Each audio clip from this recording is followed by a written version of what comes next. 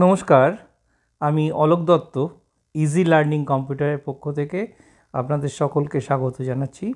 আমরা আজ একটু অ্যাক্সেস তার টেবিল ক্রিয়েশন এবং স্টুডেন্ট ইনফরমেশান যে টেবিল, সেই স্টুডেন্ট ইনফরমেশান টেবিলটা আমি আপনাদের সামনে আজকে দেখাবো। সেটা দেখানোর আগে আমি একটা অনলাইন এক্সামিনেশন কী করে হয় এবং সেই অনলাইন এক্সামিনেশন তার রানিং কী করে হয় সেই ডিটেলসটা আজকে আপনাদের সামনে তুলে ধরছি।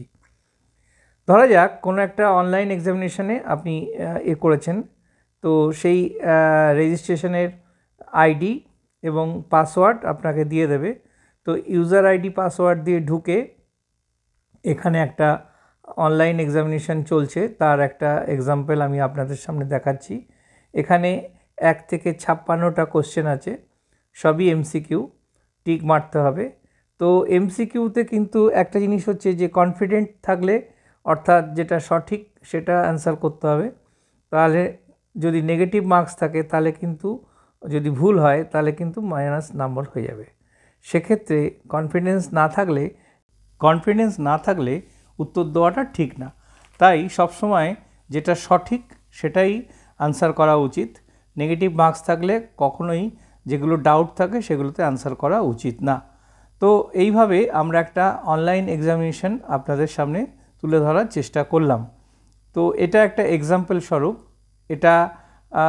এটার যে বাস্তব আছে সেই বাস্তবটা এখানে আমি পুরোটা দিলাম না, কিন্তু যেটা সম্ভব, যতটুকু সম্ভব সেটাই আমি আপনাদের সামনে অনলাইনে দেখাচ্ছি। তো এইভাবে অনলাইন এক্সাম হয়। তো টাইম ওভার হয়ে গেলে কিন্তু ওটা অটোমেটিক লগ আউট হয়ে যায়, অর্থাৎ টাইমের মধ্যে এই পুরো এক্সামটা দিতে হয়। এরা দেখতে পাচ্ছেন যে টাইম ওভার হয়ে গেছে, লগ আউট হয়ে গেছে। তো এটা আজকে ছিল আমাদের একটা অনলাইন এক্সাম দেখার। এরপরে আমি চলে আসছি যে অ্যাক্সেসটা, আমি আগেও বলেছিলাম যে অ্যাক্সেসটা কী করে করে, এবং অ্যাক্সেসের আমার আগের ভিডিওগুলোতে সব দেওয়া আছে। এখানে আমরা মাইক্রোসফট অ্যাক্সেসের মধ্যে আমরা একটা স্টুডেন্ট ইনফরমেশান টেবিল ক্রিয়েট করছি। সেই স্টুডেন্ট ইনফরমেশান টেবিলের মধ্যে কি কি আছে এবং সেই জিনিসগুলোকে নিয়ে আমরা কিভাবে একটা টেবিল ক্রিয়েট করতে পারি, তার ইনফরমেশান কি করে আমরা কাজ করি। একটা সময় এই অ্যাক্সেসের ওপরই বেস করে সমস্ত কিছু ডেটাবেস তৈরি হতো। তাই অ্যাক্সেসকে আমরা ব্যাকগ্রাউন্ড অর্থাৎ ব্যাকহ্যান্ড সফটওয়্যার হিসাবে এখনও অনেক ক্ষেত্রে ব্যবহার করা হয়। তো এই ফোল্ডারটা একটা ক্রিয়েট করেছি, সেই ফোল্ডারের মধ্যে এখানে একটা টেবিলের নাম দেওয়া হয়েছে। সেই টেবিলের নাম থেকে আমরা সিলেক্ট করে স্টুডেন্ট ইনফরমেশান, অর্থাৎ স্টুডেন্ট তার কি কি আছে সমস্ত ইনফরমেশান আমরা এই টেবিলের মধ্যে ক্রিয়েট করব।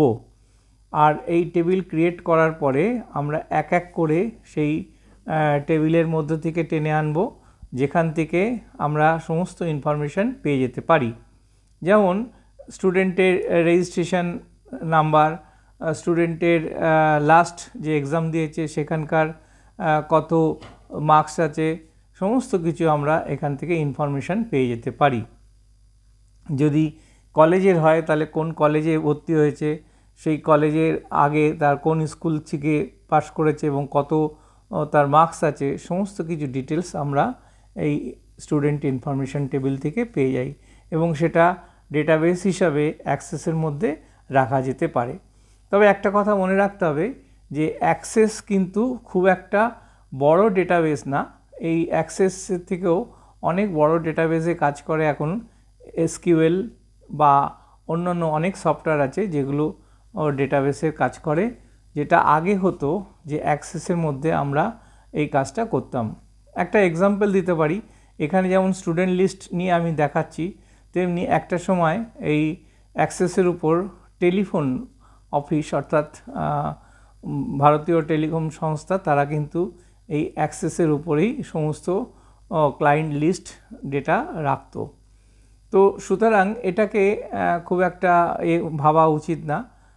ছোটোখাটো অফিসের জন্য অ্যাক্সেসের ডেটাবেস হিসাবে ব্যাক এন্ডে কাজ করা খুব একটা কঠিন না, একটা সময় তাই হতো। তো তো এখানেও দেখতে পাচ্ছেন যে আমরা অ্যাক্সেসের মাধ্যমে যে বিভিন্ন টেবিল ক্রিয়েট করছি, সেই টেবিলের কালার দিয়েও রাখছি যাতে আমাদের আইডেন্টি করতে সুবিধা হয়, এবং সেই কালার কোন কোন এর ক্ষেত্রে স্টুডেন্ট লিস্টের ক্ষেত্রে আমরা কালার দিয়ে রেখেছি। তো এইভাবে আমরা অ্যাক্সেসকে আমরা ইউজ করতে পারি। আমি এখানে প্র্যাকটিক্যালি পুরোটাই দেখাচ্ছি কিভাবে টেবিল ক্রিয়েট করে সেই টেবিল থেকে কি করে ইনফরমেশন বার করা যায় এবং সেই ইনফরমেশনে কি করে স্টোর করা যায়, এবং সেটাকে রান করে পরবর্তী ক্ষেত্রে আমরা যদি কোনো ফ্রন্টে কোনো সফটওয়্যার থাকে সেই ফ্রন্ট সফটওয়্যার দিয়ে আমরা এই ব্যাক এন্ড সফটওয়্যারকে কাজে লাগিয়ে ডেটাবেসটাকে রাখতে পারি। তো এইটা হচ্ছে অ্যাক্সেসের একটা বিরাট কাজ।